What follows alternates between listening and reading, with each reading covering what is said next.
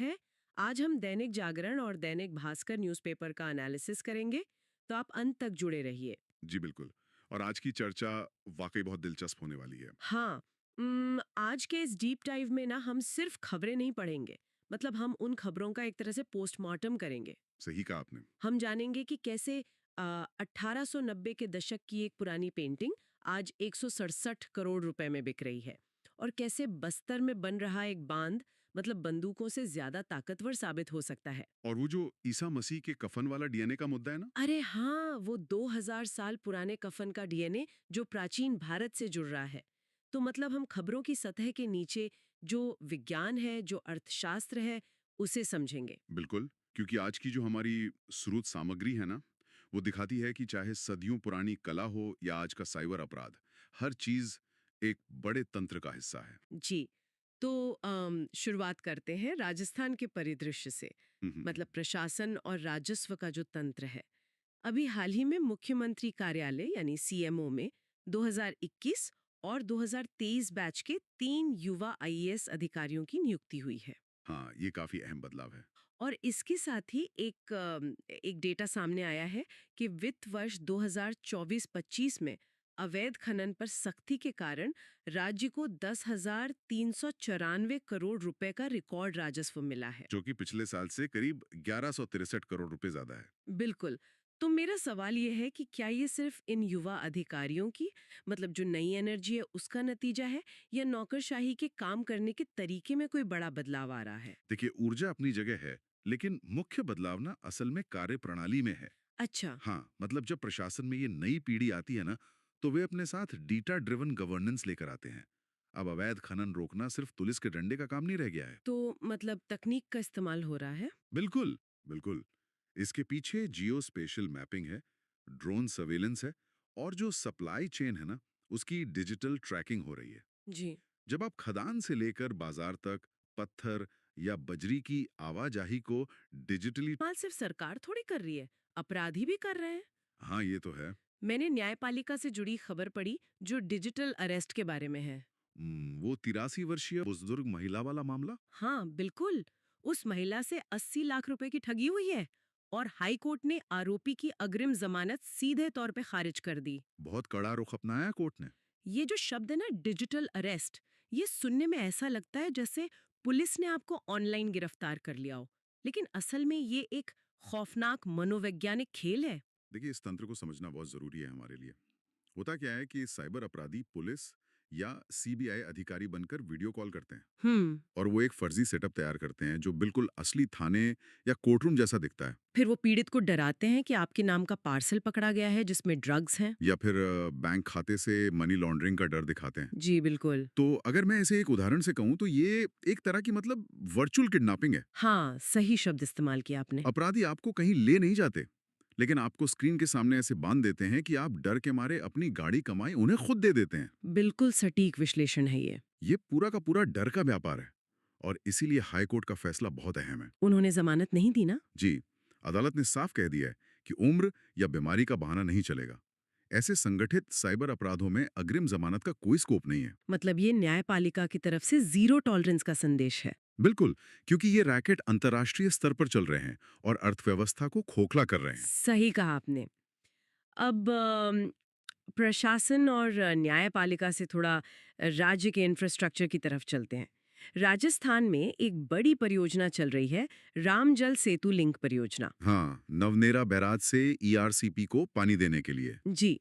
और वहाँ 2.28 किलोमीटर लंबा और 30 मीटर ऊंचा एक्वाडक्ट बनाया जा रहा है, जिसमें 450 पिलर्स हैं। ये देश का सबसे बड़ा एक्वाडक्ट है। ये इंजीनियरिंग के नजरिए से बहुत ही असाधारण ढांचा है। मतलब इसे हम पानी का एक्सप्रेसवे कह सकते हैं ना, जो हर सेकंड 250 क्यूबिक मीटर पानी ले जाएगा। बिल्कुल। देखिए, जब आपको इतने भारी दबाव में पानी को एक सूखी भौगोलिक संरचना के पार ले जाना हो ना, तो हम्म। गुरुत्वाकर्षण और जल प्रवाह का बहुत बारीकी से संतुलन बिठाना पड़ता है। हम्म। ये प्रोजेक्ट सूखे इलाकों की खेती और पेयजल की पूरी तस्वीर बदल सकता है। पर उम्म, यहाँ एक विरोधाभास भी तो है।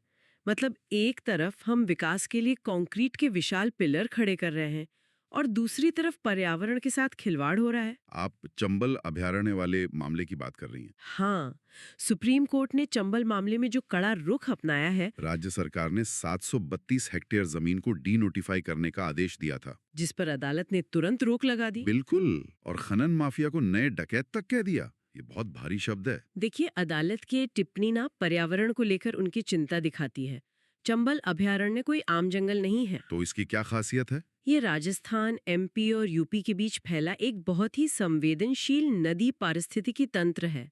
यहाँ घड़ियाल, गंगा डॉल्फिन और दुर्लभ रेड क्राउन टर्टल पाए जाते हैं। अच्छा। और ये जीव नदी की रेत पर निर्भर है। अगर आप 732 हेक्टेयर जमीन खनन के लिए खोल देंगे तो वो पूरा इकोसिस्टम खत्म हो जाएगा। सुप्रीम कोर्ट ने साफ कर दिया है कि थोड़े से आर्थिक लाभ के लिए आप प्रकृति को नष्ट नहीं कर सकते। यही बात है। और इकोसिस्टम सिर्फ पर्यावरण का नहीं होता, हमारी संस्कृति का भी तो होता है। बिल्कुल। राजस्थान की ही बात करें तो जोधपुर का धींगा गवर मेला इसका बहुत अच्छा उदाहरण है। हाँ, ये अपनी समावेशिता के लिए जाना जाता है। जी, क्योंकि आमतौर पर अनुष्ठानों में विधवा महिलाओं को शामिल नहीं किया जाता, लेकिन इस मेले में सुहागिनों के साथ साथ विधवा महिलाएं भी गबर माता की पूजा करती हैं। ये दिखाता है कि जब परंपराएं समय के साथ खुद को बदलती है ना, तो वो समाज को जोड़ती हैं। ये नारी शक्ति और समानता का बहुत सशक्त उदाहरण है। बिल्कुल। और परंपराओं की बात निकली है तो केरल के तिरुवनंतपुरम से पेनकुनी उत्सव की एक खबर मुझे बहुत रोचक लगी। वो हवाई अड्डे वाले रनवे वाली खबर। हाँ, श्री पद्मनाभ स्वामी मंदिर की मूर्तियों की शोभा यात्रा निकालने के लिए तिरुवनंतपुरम अंतर्राष्ट्रीय हवाई अड्डे के रनवे को कुछ समय के लिए बंद कर दिया जाता है। ये बहुत अद्भुत बात है। मतलब आधुनिक विमान आसमान में चक्कर लगाते हैं क्योंकि वो रनवे उसी प्राचीन रास्ते पर बना है जहां से ये यात्रा सदियों से गुजर रही है। ये भारत की वो अनोखी तस्वीर है जहां आधुनिक इंफ्रास्ट्रक्चर प्राचीन आस्था का सम्मान करता है। सही कहा। प्रशासन ने उस प्राचीन मार्ग के राइट ऑफ वे को बनाए रखा है। ये बताता है कि विकास के लिए सांस्कृतिक जड़ों को कुचलना जरूरी नहीं है। और जड़ों की बात करें तो कला का जिक्र आना स्वाभाविक है। राजा रवि वर्मा की 1890 के दशक की यशोदा कृष्ण पेंटिंग 167.2 करोड़ रुपए में नीलाम हुई है। ये एक रिकॉर्ड है। मुझे तो आश्चर्य हो रहा है, 167 करोड़! क्या इस पेंटिंग में सोने चांदी जड़े हैं? मतलब रवि वर्मा की कला में ऐसा क्या है जो आज इतनी कीमत मिल रही है? देखिए, ये कीमत सिर्फ कैनवास या रंगों की नहीं है, ये उस पेंटिंग के ऐतिहासिक प्रभाव की है। राजा रवि वर्मा को भारत में कैलेंडर आर्ट का जनक कहा जाता है। Calendar art. हाँ, उन्होंने लिथोग्राफी प्रेस की स्थापना की थी। लिथोग्राफी वो मुद्रण तकनीक है जिससे पत्थर या धातु की प्लेटों से एक ही चित्र की हजारों प्रतियां छापी जा सकती हैं। अच्छा, मतलब मास प्रोडक्शन। बिल्कुल। उनसे पहले कला और देवताओं के चित्र सिर्फ राजाओं या अमीरों के महलों तक सीमित थे। लिथोग्राफी से उन्होंने उन चित्रों को आम भारतीय घरों के छोटे मंदिरों तक पहुंचा दिया। अरे वाह! तो उन्होंने कला का लोकतंत्रीकरण कर दिया एक तरह से। जी, ये नीलामी उसी क्रांति की ओरिजिनल पेंटिंग की है जिसने भारतीय समाज की पूरी विजुअल कल्चर को बदल दिया था। हम्म, अगर हम प्राचीन इतिहास और कनेक्टिविटी की बात कर ही रहे हैं, हम्म, तो एक खबर ने मुझे सच में सोचने पर मजबूर कर दिया। कौन सी खबर? ईसा मसीह के कफन वाली, जिसे श्राउड ऑफ ट्यूरिन कहा जाता है, उसका एक नया डीएनए विश्लेषण हुआ है। हाँ, मैंने भी देखा वो। और रिपोर्ट के मुताबिक उस कपड़े में 40% डीएनए भारतीय उपमहाद्वीप का मिला है। मतलब क्या ईसा मसीह कभी भारत आए थे? देखिए, विज्ञान ऐसे सीधे निष्कर्ष पर नहीं पहुंचता। ये शोध ये साबित नहीं करता कि ईसा मसीह का भारत से कोई सीधा शारीरिक संबंध था। तो फिर 40% डीएनए कैसे मिला? ये असल में वैश्विक व्यापार के बहुत पुराने और जटिल तंत्र को उजागर करता है। प्राचीन भूमध्य सागर और भारत के बीच सूती कपड़े और मसालों का बहुत गहरा व्यापारिक नेटवर्क था। अच्छा, तो मतलब सामान वहां गया था। जी, ये डीएनए इस बात का प्रमाण है कि वो कपड़ा या उसका सूत भारतीय उपमहाद्वीप में पैदा हुआ और प्राचीन सिल्क रूट या समुद्री रास्तों से मध्य पूर्व तक पहुंचा। ये 2000 साल पहले के ग्लोबलाइजेशन का सबूत है। मतलब हजारों साल पहले भी सप्लाई चेन बहुत मजबूत थी। चलिए, सप्लाई चेन से निकलकर आज के अर्थशास्त्र और राष्ट्रीय नीतियों पर आते हैं। बिल्कुल। केंद्र सरकार ने उद्योगों को राहत देते हुए पेट्रोकेमिकल सेक्टर के 20-25 प्रमुख रसायनों पर 30 जून 2026 तक कस्टम ड्यूटी पूरी तरह माफ कर दी है। इसका क्या कारण हो सकता है? इसे ऐसे समझिए कि आज वैश्विक सप्लाई चेन काफी तनाव में है, चाहे वो युद्ध की वजह से हो या शिपिंग रूट पर हमलों के कारण। हम्म। पॉलिमर्स और पेट्रोकेमिकल्स ऐसे रॉ मटेरियल हैं जिन पे प्लास्टिक पैकेजिंग और फार्मास्यूटिकल उद्योग पूरी तरह निर्भर हैं। जैसे दवाइयों के कवर या सिरिंज वगैरह। हाँ, तो कस्टम ड्यूटी माफ करने से इनका आयात सस्ता हो जाएगा। जब कच्चे माल की लागत गिरेगी तो उत्पादन लागत भी कम होगी। मतलब ये महंगाई कंट्रोल करने का तरीका है। जी, ये सरकार का रणनीतिक कदम है ताकि घरेलू उद्योगों को ग्लोबल मार्केट में प्रतिस्पर्धी बनाए रखा जा सके और आम उपभोक्ता पर बोझ ना पड़े। नीतियों की बात करें तो आम उपभोक्ताओं का एक बड़ा भ्रम भी दूर किया गया है, स्मार्ट प्रीपेड मीटर को लेकर। हाँ, काफी विवाद चल रहा था इस पर। कई राज्यों में लोग सड़कों पर थे, उनका डर था कि बैलेंस खत्म होते ही रात के 12 बजे बिजली कट जाएगी। सरकार ने संसद में आकर इसे स्पष्ट किया है। उन्होंने विद्युत अधिनियम 2003 की धारा 47 सब सेक्शन 5 का हवाला दिया है। तो ये कानून क्या कहता है? ये कानून उपभोक्ता को विकल्प चुनने का अधिकार देता है कि वो स्मार्ट प्रीपेड मीटर लगाना चाहता है या नहीं। सरकार ने साफ कर दिया है कि कोई भी कंपनी जबरदन आपके घर में प्रीपेड मीटर नहीं थोप सकती। ये संवाद तो बहुत जरूरी था। और जनता के अधिकारों की बात हो तो आधी आबादी का जिक्र होना ही चाहिए। बिल्कुल, महिला आरक्षण की बात कर रहे हैं आप? जी। 16 अप्रैल से जो विशेष सत्र प्रस्तावित है, उसमें नारी शक्ति वंदन अधिनियम यानी 106वां संविधान संशोधन लागू करने की तैयारी है, बिल्कुल। जिससे 33% महिला आरक्षण सुनिश्चित होगा। ये एक ऐतिहासिक कदम है। लेकिन लोकतंत्र सिर्फ कानून बनाने से नहीं चलता, हम्म। उसे बचाना भी पड़ता है। पश्चिम बंगाल के मालदा में चुनाव आयोग के अधिकारियों पर जो हमला हुआ, सुप्रीम कोर्ट ने उस पर आधी रात को सुनवाई की। ये बहुत गंभीर मामला है। और सबसे गौर करने वाली बात यह है कि जांच एनआईए को सौंपी गई है। हम्म, अमूमन एनआईए तो आतंकवाद की जांच करती है ना, चुनाव के मामले में एनआईए क्यों? ये एक बहुत बड़ा वैचारिक बदलाव है। न्यायपालिका ये संदेश दे रही है कि चुनाव प्रक्रिया के दौरान अधिकारियों पर संगठित हमला केवल एक लोकल लॉ एंड ऑर्डर का मुद्दा नहीं है। तो ये क्या है? ये लोकतंत्र के मूल ढांचे पर हमला है। अगर चुनाव अधिकारी ही सुरक्षित नहीं होंगे तो स्वतंत्र चुनाव कैसे होंगे? इसे एक तरह के चुनावी आतंकवाद के रूप में देखा जा रहा है। सही कहा। और सुरक्षा का विषय सिर्फ देश के भीतर ही नहीं, सीमाओं पर भी अहम है। जी, रक्षा क्षेत्र में भी कुछ अहम अपडेट्स हैं। हाँ, एचएएल ने स्वदेशी लड़ाकू विमान तेजस के लिए MK1A इंजनों की नई खेप सौंप दी है, जिससे उड़ानें फिर शुरू हो सकेंगी। ये रक्षा के लिए अच्छी खबर है। लेकिन एक रिपोर्ट ने मुझे थोड़ा चिंतित कर दिया। भारतीय सेना के 9.61% जेसीओ और अन्य जवानों में हाई ब्लड प्रेशर और लाइफस्टाइल बीमारियां बढ़ रही हैं। हाँ, ये आंकड़ा वाकई परेशान करने वाला है। मतलब सेना का नाम सुनते ही पीक फिटनेस याद आती है। फिर वहां ऐसा क्यों हो रहा है? ये एक कड़वी सच्चाई है। सेना का काम सिर्फ शारीरिक श्रम का नहीं है, ये बहुत ज्यादा मानसिक तनाव का भी काम है। वो तो है। कठिन भौगोलिक परिस्थितियों में तैनाती, परिवार से दूर रहना और पीस स्टेशन में भी बदलती खानपान की आदतें इसके कारण हैं।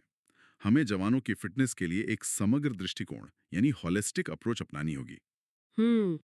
कूटनीतिक मोर्चे पर भी एक अपडेट है कि रूसी संसदीय शिष्टमंडल ने लोकसभा अध्यक्ष से मुलाकात की। हाँ, और मजे की बात यह है कि चर्चा हथियारों पर नहीं बल्कि अंतरिक्ष, एआई और स्वच्छ ऊर्जा पर हुई। जो दिखाता है कि भारत रूस संबंध अब सिर्फ रक्षा सौदों तक सीमित नहीं है। खैर, अब हम आज के विश्लेषण के सबसे अहम हिस्से पर आते हैं, बोधघाट परियोजना। ये बस्तर की तस्वीर बदल सकती है। हाँ, 49,000 करोड़ रुपए की ये पनबिजली योजना इंद्रावती नदी पर बन रही है। लेकिन मैं यहाँ थोड़ी संशय में हूँ। क्यों, क्या हुआ? 1979 में मुरारजी देसाई ने इसकी नींव रखी थी। हम्म। तब पर्यावरणविदों के विरोध और विस्थापन के डर से ये रुक गई थी। आज ऐसा क्या बदला है और इसे नक्सलवाद के खिलाफ आर्थिक हथियार कैसे कहा जा रहा है? आपका संशय जायज है। देखिए, 1989 और आज में जो सबसे बड़ा बदलाव आया है वो है विस्थापन को देखने का नजरिया। अच्छा। पुरानी रिपोर्ट और आज की रिपोर्ट में जमीन आसमान का अंतर है। अब कोशिश है कि स्थानीय आदिवासियों को सिर्फ मुआवजा ना दिया जाए बल्कि उन्हें स्टेक होल्डर बनाया जाए। तो फायदा क्या होगा इससे? इस परियोजना से दंतेवाड़ा, बीजापुर जैसे धुर नक्सल प्रभावित जिलों की 3 लाख हेक्टेयर भूमि को सिंचाई का पानी मिलेगा और 300 मेगावाट बिजली बनेगी। हम्म। नक्सलवाद सिर्फ विचारधारा पर नहीं चलता, वो गरीबी पर पलता है। जब एक युवा के पास खेती के लिए पानी होगा ना, तो वो चंद रुपयों के लिए बंदूक नहीं उठाएगा। बिल्कुल। अगर विकास से जमीन की प्यास बुझाई जा सके तो शायद खून की प्यास अपने आप कम हो जाए। बहुत सही बात कही आपने। अब जमीन से उठकर आसमान की तरफ देखते हैं। अंतर्राष्ट्रीय हलचल में ग्रीस से एक अजीब खबर आई है जहां आसमान अचानक नारंगी और लाल रंग का हो गया। हाँ, तस्वीरें देखकर तो ऐसा लग रहा था जैसे मंगल ग्रह। बिल्कुल। ऐसा क्यों हुआ? यह हमारी पृथ्वी की जलवायु प्रणालियों की कनेक्टिविटी का नतीजा है। अफ्रीका के सहारा रेगिस्तान में जो धूल के तूफान उठते हैं ना, जी। जिन्हें सिरों को हवाएं कहते हैं, जी। वो भूमध्य सागर पार करके ग्रीस पहुंच गए। और वायुमंडल में तैरती उस धूल ने सूरज की रोशनी को ऐसे बिखेरा कि आसमान लाल हो गया। मतलब एक महाद्वीप का मौसम दूसरे महाद्वीप को प्रभावित कर रहा है। बिल्कुल। कनेक्टिविटी की बात करें तो अमेरिका की राजनीति में भी भारतीय मूल के लोग छा रहे हैं। पूर्व प्रधानमंत्री डोनाल्ड ट्रंप की नागरिकता रद्द करने की कानूनी लड़ाई में स्मिता घोष नाम की एक भारतीय मूल की वकील काफी चर्चा में है। हाँ, डायस्पोरा की उपस्थिति काफी मजबूत हो रही है। लेकिन चलिए धरती से दूर अंतरिक्ष में चलते हैं। नासा का आर्टेमिस 2 मिशन 54 साल बाद 4 अंतरिक्ष यात्री फिर से चांद का चक्कर लगाने जा रहे हैं। ये बहुत बड़ा मिशन है। मेरा सवाल यह है कि अपोलो के बाद इंसान चांद पर क्यों नहीं गया और अब इतने दशकों बाद वापसी क्यों? देखिए, अपोलो के बाद विज्ञान का ध्यान लो अर्थ ऑर्बिट पर चला गया था, जहां उन्होंने इंटरनेशनल स्पेस स्टेशन बनाया। अच्छा। वो सीखना चाहते थे कि इंसान लंबे समय तक अंतरिक्ष में कैसे रह सकता है। अब वो तकनीक आ गई है, तो आर्टेमिस का लक्ष्य सिर्फ झंडा गाड़ना नहीं है। वो चांद के दक्षिणी ध्रुव पर एक स्थायी बेस बनाना चाहते हैं। मतलब चांद को लॉन्च पैड की तरह इस्तेमाल करेंगे। जी बिल्कुल, ताकि भविष्य में मंगल ग्रह के लिए मिशन भेजे जा सके। अंतरिक्ष की बात हो और ब्लैक होल का जिक्र ना हो ऐसा तो हो नहीं सकता। आज के स्रोतों में ब्लैक होल पर भी एक लेख है। इवेंट होराइजन वाला। हाँ, हम पढ़ते हैं कि ब्लैक होल से कुछ बाहर नहीं आ सकता और उसकी सीमा को इवेंट होराइजन कहते हैं। आप इसे हमारे श्रोताओं को आसानी से कैसे समझाएंगे? इससे एक बहुत बड़ी नदी के किनारे बने एक विशाल झरने की तरह सोचिए। ठीक है। जब पानी झरने की तरफ बढ़ता है, तो शुरुआत में बहाव धीमा होता है। हम्म। एक मछली चाहे तो विपरीत तैरकर वापस लौट सकती है। हम्म। लेकिन जैसे जैसे पानी झरने के मुहाने के करीब पहुंचता है, हम्म। गति तेज हो जाती है। अच्छा। एक ऐसा बिंदु आता है जहां पानी के गिरने की गति मछली के तैरने की गति से ज्यादा हो जाती है। अच्छा, समझ रही हूँ। उस बिंदु के बाद मछली चाहे जितनी ताकत लगा ले, वो झरने में गिरने से नहीं बच सकती। हम्म। ब्लैक होल के मामले में वो मछली है प्रकाश हम्म। और पानी का बहाव है गुरुत्वाकर्षण। अरे वाह। इवेंट होराइजन वो अदृश्य बिंदु है जिसके पार गुरुत्वाकर्षण इतना शक्तिशाली हो जाता है हम्म। कि प्रकाश भी बाहर नहीं निकल पाता। हम्म। इसीलिए वो हमें काला या ब्लैक दिखाई देता है। जी, बहुत ही शानदार उदाहरण था। अब अंतरिक्ष से वापस खेल के मैदान पर आते हैं। हम्म। 3 छोटी लेकिन अहम खबरें हैं। जी बताइए। पहली, फीफा विश्व कप 2026 का फाइनल अमेरिका के मेटलाइफ स्टेडियम में होगा। फुटबॉल का क्रेज अमेरिका में बढ़ रहा है। दूसरी, दक्षिण अफ्रीका के क्रिकेटर रासी वांडर डूसन ने अंतर्राष्ट्रीय क्रिकेट से संन्यास ले लिया है। हम्म। और तीसरी, जो भारत के लिए बहुत सुखद है, एशियाई मुक्केबाजी चैंपियनशिप में भारत के आदित्य ने 5-0 के एक तरफा स्कोर से जीत दर्ज की है। ये दिखाता है कि कॉम्बैट स्पोर्ट्स में भी भारत की नई पीढ़ी धाक जमा रही है। खेल सॉफ्ट पावर बढ़ाने का बहुत बड़ा जरिया है। और साहित्य भी तो सॉफ्ट पावर का हिस्सा है। बिल्कुल। आज की हमारी बुक इनसाइट रॉन चर्नॉफ की पुस्तक मार्क ट्वेन पर आधारित है। मार्क ट्वेन का नाम सुनते ही टॉम सॉयर की शरारतें याद आती हैं। हाँ, बच्चों के लेखक के रूप में मशहूर हैं। लेकिन ये किताब बताती है कि वो सिर्फ लेखक नहीं थे, वे एक असफल बिजनेसमैन, स्टीमबोट पायलट और अमेरिकी राजनीति के तीखे आलोचक भी थे। उनकी असफलताओं ने ही उनकी उस लेखनी को जन्म दिया जिसमें गहरा व्यंग्य छुपा था। बहुत दिलचस्प बात है। खैर, अब हम इस एनालिसिस के बिल्कुल अंतिम पड़ाव पर हैं। हमने राजस्थान के राजस्व से लेकर ब्लैक होल तक की यात्रा की है। मैं आपसे अनुरोध करूंगी कि श्रोताओं के लिए इन तमाम कड़ियों को जोड़ते हुए 2 मिनट का एक मास्टर एनालिसिस प्रस्तुत करें। जरूर।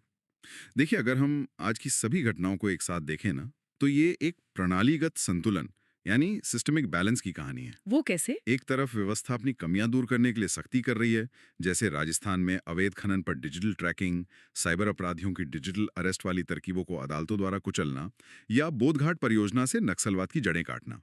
ये सब कठोर प्रशासन के उदाहरण है। बिल्कुल। लेकिन दूसरी तरफ ये सख्ती अंधी नहीं है। जब विकास प्रकृति से टकराता है, तो चंबल अभयारण्य के मामले में न्यायपालिका संतुलन बनाती है। हम अपनी सांस्कृतिक परंपराओं को भी सहेज रहे हैं, जैसे धींगा गवर उत्सव। और ग्लोबल लेवल पर देखें तो इंसान आर्टेमिस के जरिए चांद पर बस्तियां बसाने जा रहा है। लेकिन ग्रीस का लाल आसमान हमें चेतावनी दे रहा है कि अगर हमने पृथ्वी की जलवायु को नहीं समझा तो अंतरिक्ष की उड़ान भी हमें नहीं बचा पाएगी। संक्षेप में कहें तो विकास जरूरी है, पर पर्यावरण और समाज की कीमत पर नहीं। एकदम सही। इस बेहतरीन सारांश ने आज की चर्चा को एक बहुत ही स्पष्ट दिशा दे दी है। अब समय आ गया है आपसे विदा लेने का, लेकिन जाने से पहले मैं एक सोचने पर मजबूर करने वाला विचार यहाँ छोड़ना चाहूंगी। जी बिल्कुल। आज हमने ब्लैक होल के इवेंट होराइजन की बात की, जहां से रोशनी भी वापस नहीं आ सकती। जरा सोचिए, क्या हम अपनी धरती पर भी ऐसे सामाजिक और पर्यावरणीय ब्लैक होल्स तो नहीं बना रहे हैं? बहुत गहरा सवाल है ये। जैसे ये बढ़ता साइबर अपराध या जलवायु परिवर्तन का संकट। क्या हम एक ऐसे पॉइंट ऑफ नो रिटर्न की तरफ बढ़ रहे हैं जहां से समाज के रूप में हमारा वापस लौटना नामुमकिन हो जाएगा? इस पर विचार जरूर कीजिएगा। बिल्कुल, श्रोताओं को इस पर सोचना चाहिए। आज के इस न्यूज एनालिसिस परीक्षा के लिए उपयोगी नोट्स और इस पूरी चर्चा की विस्तृत पीडीएफ प्राप्त करने के लिए हमारे यूट्यूब और Telegram channel RAS exam prep से जरूर जुड़ें। जी हाँ। आपकी सफलता की इस यात्रा में हम आपके साथ हैं। लाइक, शेयर और सब्सक्राइब करना न भूलें। अगले डीप डाइव में फिर मुलाकात होगी। धन्यवाद।